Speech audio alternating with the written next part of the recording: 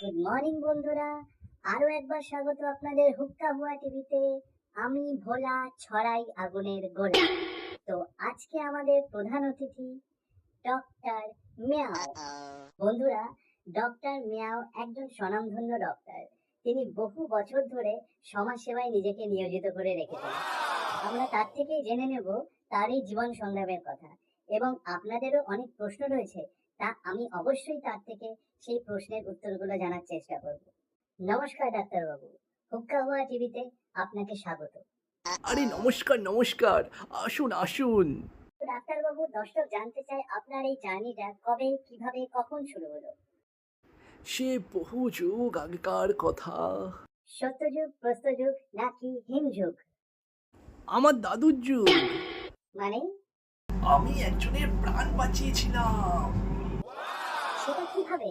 আমাদের দর্শকও সেটা জানতে চায় ডাক্তারবাবু। একদিন আমি এক হোটেলে সুইমিং পুলের পাশ দিয়ে যাচ্ছি হেঁটে হেঁটে। তখন দেখি এক অসহায় মহিলা একটি প্লাস্টিকের হাওয়া দেওয়া বিছানার ওপর অজ্ঞান হয়ে পড়ে রয়েছে, ঠিক যেন কোলাব্যাঙের মতো। চারিপাশে কেউ তাকে সাহায্য করছিল না। তখন আমি ছুটতে গেলাম তাকে সাহায্য করতে। আমি গিয়ে সঙ্গে সঙ্গেই তার সেই প্লাস্টিকের বিছানার হাওয়া ছেড়ে দিলাম। যেই হাওয়া ছেড়ে দিলাম, প্লাস্টিকের বিছানা ডুবতেই মহিলা ত্রিং করে লাফিয়ে উঠল। আহ, আমিও একটু প্রাণে প্রাণ ফিরে পেলাম।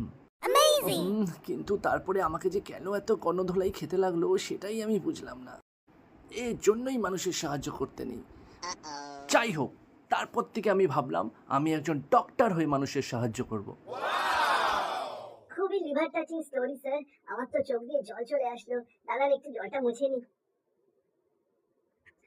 তো দর্শক বন্ধুরা, এখন আপনারা আপনাদের কোশ্চেন ডাক্তারবাবুকে করতে পারেন। ডাক্তারবাবু আমাদের সঙ্গে লাইভেই রয়েছে। Thank you.